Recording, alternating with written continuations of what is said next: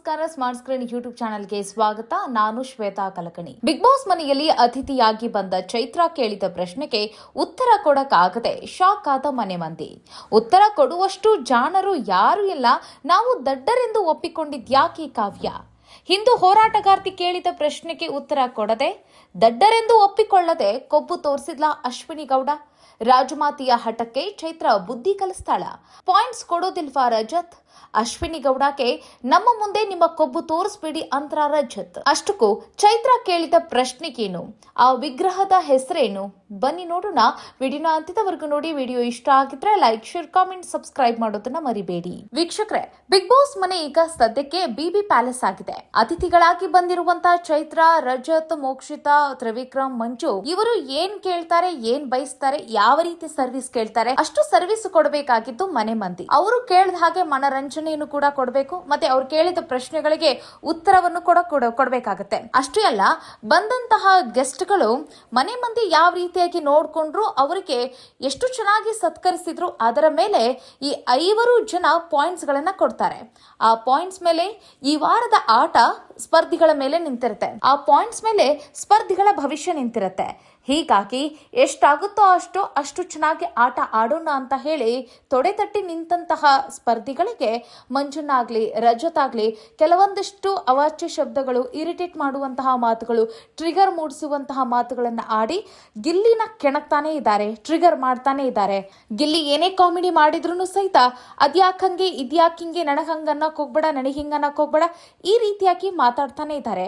But ಇವರು ಕೂಡ ಹೊರಗಡೆಯಿಂದ ನೋಡ್ಕೊಂಡೇ ಬಂದಿದಾರಲ್ಲ, ಗಿಲ್ಲಿಗೆ ಆ ಮಾತಿನಿಂದಾನೇ ಫೇಮಸ್ ಆಗ್ತಾ ಇದ್ದಾರೆ. ಗಿಲ್ಲಿಗೆ ಒಂದು ದೊಡ್ಡ ಸಪೋರ್ಟ್ ಕೂಡ ಸಿಗ್ತಾ ಇದೆ ಅಂತ ಹೇಳಿ. ಸೊ ಆದ್ರೂ ಕೂಡ ಕೆಲವೊಂದಿಷ್ಟು ಕಾಂಟ್ರವರ್ಸಿಗಳು ಆಗ್ತಾನೆ ಇದೆ. ಬೇಕು ಅಂತ ಆಗ್ತಿದ್ಯಾ, ಅಥವಾ ಬಿಗ್ ಬಾಸ್ ಏನಾದ್ರೂ ಸೀಕ್ರೆಟ್ ಟಾಸ್ಕ್ ಏನಾದ್ರೂ ಕೊಟ್ಟಿದ್ದಾರಾ ಅನ್ನೋದನ್ನ ನಾವು ಎಪಿಸೋಡ್ ಅಲ್ಲಿ ಕೂಡ ಕಾದ್ ನೋಡ್ಬೇಕಾಗತ್ತೆ.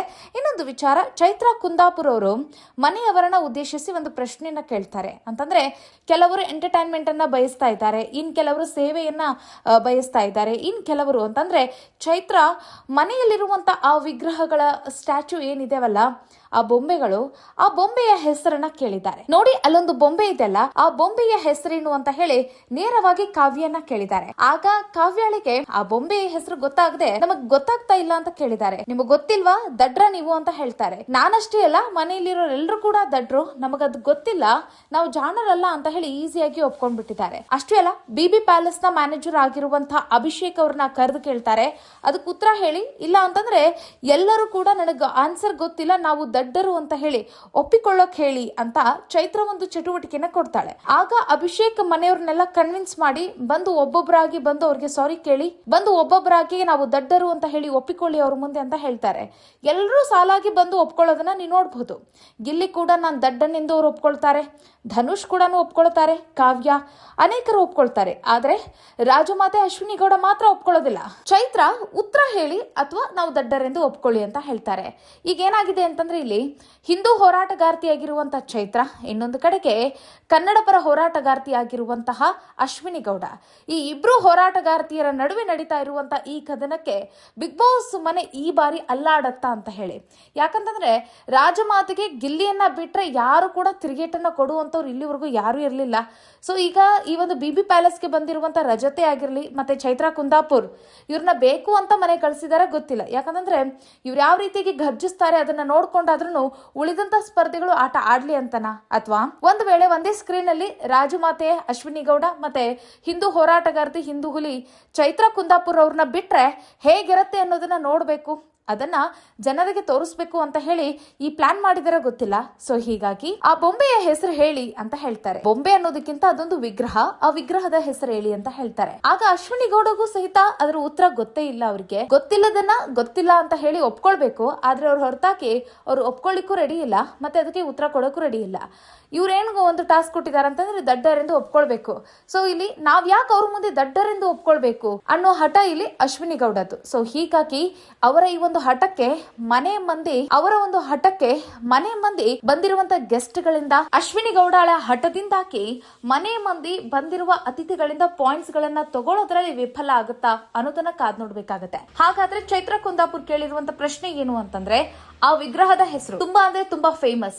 ಅದರಲ್ಲೂ ನಮ್ಮ ಕರ್ನಾಟಕದ ಹೆಮ್ಮೆಯ ವಿಗ್ರಹ ಹಾಸನದಲ್ಲಿರುವಂತಹ ಚನ್ನಕೇಶವ ದೇಗುಲ ಏನಿದೆಯಲ್ಲ, ಅಲ್ಲಿರುವಂತಹ ವಿಗ್ರಹ ಅದು. ಹಾಸನದಲ್ಲಿರುವಂತಹ ಚನ್ನಕೇಶವ ದೇಗುಲದಲ್ಲಿರುವಂತಹ ವಿಗ್ರಹ, ಆ ವಿಗ್ರಹದ ಹೆಸರು ಮೈಸೂರು ಶಿಲಾಬಾಲಕಿ ಅಂತ ಹೇಳಿ. ಈ ಉತ್ತರವನ್ನ ಗೊತ್ತಿರದಂತಹ ಅಶ್ವಿನಿ ಗೌಡ ಮೊಂಡಾಟವನ್ನ ಮಾಡಿ ಇಲ್ಲದೆ ಇರುವಂತಹ ರಂಪಾಟವನ್ನ ಮಾಡ್ತಿದ್ದಾರೆ. ಸೊ ರಜತ್ ಅವರು ಇದರಲ್ಲಿ ಇಂಟರ್ಫಿಯರ್ ಆಗಿ, ನೋಡಿ ನಿಮ್ಮ ಕೊಬ್ಬೆಲ್ಲ ನಮ್ಮ ಮುಂದೆ ತೋರ್ಸಕ್ ಹೋಗ್ಬೇಡಿ, ನಿಮಗೆ ಉತ್ತರ ಗೊತ್ತಿದ್ರೆ ಉತ್ತರ ಗೊತ್ತು ಅಂತ ಹೇಳಿ, ಇಲ್ಲ ಅಂತಂದ್ರೆ ನಾವು ದಡ್ರು ಅಂತ ಹೇಳಿ ಒಪ್ಕೊಳ್ಳಿ ಅಂತ ಹೇಳಿ ಇಲ್ಲಿ ಅಶ್ವಿನಿ ಗೌಡಾಳನ್ನ ಬಗ್ಗಿಸ್ಬೇಕು ಅಂತ ಹೇಳಿ ಇಲ್ಲಿ ರಜತ್ ಕೂಡ ಚೈತ್ರಾ ಜೊತೆಗೆ ಸಾಥ್ ಕೊಟ್ಕೊಂಡು ನಿಲ್ತಾರೆ. ಆಗ ಇಲ್ಲಿ ಅಶ್ವಿನಿ ಗೌಡ ಅದು ಒಂದೇ ಹಠ, ನನಗೆ ಗೊತ್ತಿಲ್ಲ ನನಗೆ ಗೊತ್ತಿಲ್ಲ ನನಗೆ ಗೊತ್ತಿಲ್ಲ ಅಂತ ಹೇಳಿ. ಆ ವಿಗ್ರಹ ನೋಡಿದ ತಕ್ಷಣ ನಮ್ಮ ಕರ್ನಾಟಕ ಹೆಮ್ಮೆಯ ವಾಸ್ತುಶಿಲ್ಪಗಳಲ್ಲಿ ಒಂದು ಅನ್ನೋದು ಗೊತ್ತಾಗುತ್ತೆ. ಸೊ ಅಂಥದ್ರಲ್ಲಿ ಅವ್ರಿಗೆ ಅದರ ಹೆಸರು ಗೊತ್ತಿಲ್ಲ ಅಂತಂದಾಗ ಬೇಜಾರಾಗುತ್ತೆ.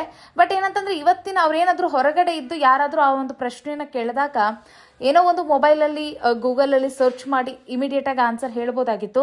ಬಟ್ ಅವ್ರಿಗೇನಂತಂದ್ರೆ ಅದು ಯಾವುದೇ ರೀತಿಯಾದಂಥ ಸಹಾಯ ಇಲ್ಲದೆ ಇರೋ ಕಾರಣಕ್ಕಾಗಿ ಅವರು ನಿರ್ದಾಕ್ಷಿಣ್ಯವಾಗಿ ನಮ್ಗೆ ಗೊತ್ತೇ ಇಲ್ಲ ಅಂತ ಹೇಳಿ, ಅಂದ್ರೆ ನಾವು ದಡ್ರು ಅಂತ ಹೇಳಿ ಒಪ್ಕೊಳ್ಳುವಂಥ ಸಿಚುವೇಶನ್ ಕ್ರಿಯೇಟ್ ಆಗಿದೆ.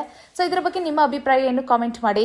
ನೋಡೋಣ ಚೈತ್ರಾ ಕುಂದಾಪುರ್ ಅಶ್ವಿನಿ ಗೌಡ ನಡುವೆ ಯಾವ ರೀತಿಯಾಗಿ ಜುಗಲ್ಬಂದಿ ನಡೆಯುತ್ತೆ ಅಂತ ಹೇಳಿ. ಇನ್ನೊಂದು ಕಡೆಗೆ ಇಲ್ಲಿ ಗಿಲ್ಲಿನೂ ಕೂಡ ನೀಟಾಗಿ ಆನ್ಸರ್ ಅನ್ನ ಒಪ್ಕೊಂಡಿದ್ದಾರೆ. ಬಟ್ ಗಿಲ್ಲಿ ವಿಚಾರಕ್ಕೆ ಅಂತ ಹೋದ್ರೆ ಇನ್ನು ರಜತ್ ಮನೆ ಮಂದಿ ಎಲ್ಲರೂ ಹೋಲ್ಸೇಲ್ ಆಗಿ ದಡ್ಡರೆಂದು ಒಪ್ಕೊಳ್ಬೇಕು ಅಂತ ಹೇಳಿ ಅವರು ಪಟ್ಟು ಹಿಡಿದಿದ್ದಾರೆ.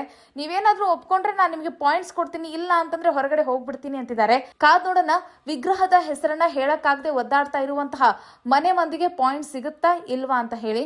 ಅದನ್ನೇ ಅಸ್ತ್ರ ಮಾಡಿಕೊಂಡು ಮನೆ ಮಂದಿಗೆ ಟಾರ್ಚರ್ ಕೊಡ್ತಾ ಇರುವಂತಹ ಗೆಸ್ಟ್ಗಳು ಗೆಲ್ತಾರ, ಏನಾಗುತ್ತೆ ಕಾದ್ ನೋಡ್ಬೇಕಾಗತ್ತೆ.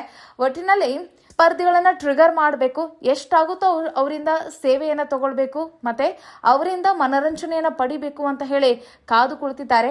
ಆದ್ರೆ ಏನ್ ಮಾಡ್ತೀರಾ, ಗಿಲ್ಲಿ ಅವರು ತುಂಬಾ ಅವರನ್ನ ಕೆಣಕ್ತಾ ಇದ್ದಾರೆ. ಅಂದ್ರೆ ಅವ್ರು ಹೇಳಿದ್ದಕ್ಕೆಲ್ಲ ಅವರು ಒಪ್ಕೊಳ್ತಾ ಇಲ್ಲ. ಹೀಗಾಗಿ ಬಂದಂತಹ ಗೆಸ್ಟ್ಗಳಿಗೆ ಒಂದ್ ಸ್ವಲ್ಪ ಕಿರಿಕಿರಿ ಆಗ್ತಾ ಇದೆ. ಅಷ್ಟೇ ಅಲ್ಲ, ಬಂದಂತಹ ಗೆಸ್ಟ್ಗಳು ಸಹಿತ ಮನೆ ಮಂದಿಗೆ ಹೆಂಗ್ ಬೇಕಂಗೆ ಮಾತನಾಡೋದು. ಮಂಜು ಅವರು ಮತ್ತೆ ರಜತ್ ಅವರ ಮಾತುಗಳನ್ನ ನೀವು ಕೇಳಿಸ್ಕೋಬಹುದು. ತುಂಬಾ ಅಂದ್ರೆ ತುಂಬಾ ಕೆಟ್ಟದಂಗೆ ಮಾತಾಡ್ತಾ ಇದ್ದಾರೆ.